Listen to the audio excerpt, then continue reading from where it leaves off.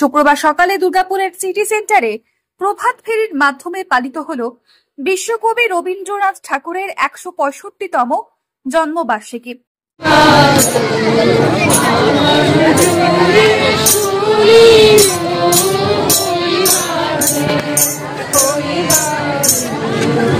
এদিন দুর্গাপুরের আবৃত্তি চর্চা কেন্দ্র কথা ও কবিতার উদ্যোগে প্রথমে প্রভাত ফেরি এবং পরে সিটি সেন্টারে চতুরঙ্গ ময়দানে কবির স্মরণে আবৃত্তি এবং নৃত্য পরিবেশন করে সংস্থার সদস্যরা।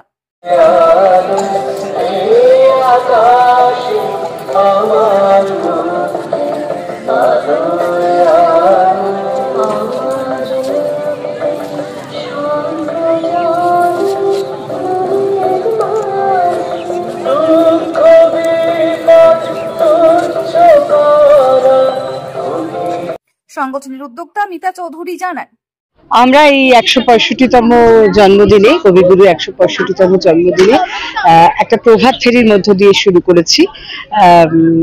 এলাকার প্রচুর মানুষ, সারা দুর্গাপুরের বিভিন্ন কোণা থেকে প্রচুর মানুষ সকাল সকাল ছুটে এসেছে।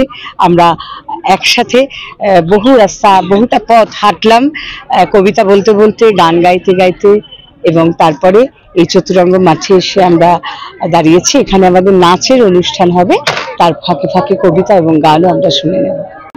কাল রাত থেকেই নানান খবরে মন বড় বিভ্রান্ত। যখনই মনে হচ্ছে এই পরিস্থিতিতে অনুষ্ঠান করব কি করব না, তখনই মনে হচ্ছে আজ থেকে কত বছর আগে কবি আমাদের সচেতন করে দিয়েছিলেন, আন্তর্জাতিকতাবাদে বিশ্বাসী, জাতীয়তাবাদ বিশ্বাস করেন না। আজকে আমরা একটি রবীন্দ্র নৃত্য পারফর্ম করতে চলেছি। দুই হাতে কালের মন্দিরাজে সদাই বাজে। বেশি দিনের না, খুব কম দিনেরই। লাস্ট মোমেন্টে আমরা সিলেক্ট হয়েছিলাম, তো কয়েকদিনেরই প্রস্তুতি আছে আমাদের, কিন্তু আমরা ভালো করে করেছি। আমার দুই অত্যন্ত ক্লোজ বন্ধুরা।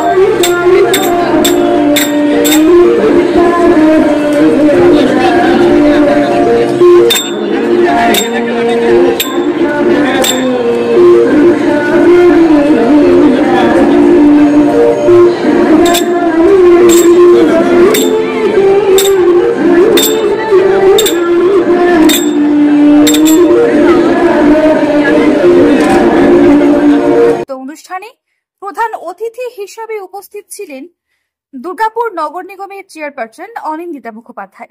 আজকের এই দিনটা তো আমাদের রবীন্দ্র পূজার দিন। আমাদের স্বপনে, শয়নে, মননে আমাদের প্রাণের ঠাকুর, আমাদের মনের ঠাকুর। আর জীবনের সমস্ত রকম পরিস্থিতিতেই সান্ত্বনা পাওয়ার জন্য এই মানুষটির মতন, যখন চারিদিকে যুদ্ধের আগুন জ্বলছে, সবাই একটা ভয়ের আবহের মধ্যে কাটাচ্ছে, কি হবে, একটা অনিশ্চয়তা, সেখানেও কিন্তু যদি আমরা সান্ত্বনা পেতে চাই বা নিজের মনকে শান্ত করতে চাই, এই মানুষটির দরকার। কাজেই এই মানুষটি বন্দনা করি আজকের দিনটা আমরা অন্তত, যাতে মন শান্ত হয়ে যায়, কিছুটার সময়ের জন্য আমরা ভুলে থাকতে পারি এই ভয়ঙ্কর পরিস্থিতিতে। সকাল থেকেই আজকে শুরু হয়েছে।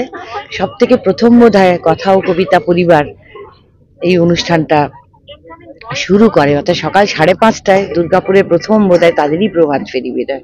এরপর সারাদিন বিভিন্ন অনুষ্ঠানের মধ্যে দিয়ে সারা পৃথিবীব্যাপী এনার বিস্তৃতি তো বলে শেষ করা যাবে না। উনি তো বটবৃক্ষ, আর ওনার শিকড় তো বহু দূর অব্দি ছড়িয়ে গেছে। তো সেইভাবেই অন্যান্য জায়গার সঙ্গেও দুর্গাপুরেও একইভাবে পালিত হচ্ছে। ভগবানের কাছে প্রার্থনা করব, বা ওনার কাছে প্রার্থনা করব, পৃথিবীতে শান্তি নেমে আসুক। দুর্গাপুর থেকে শম্পা প্রামাণিকের report, the e paper digital.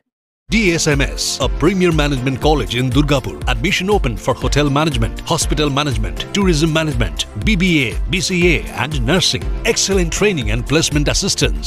Join now. DSMS, gateway to success.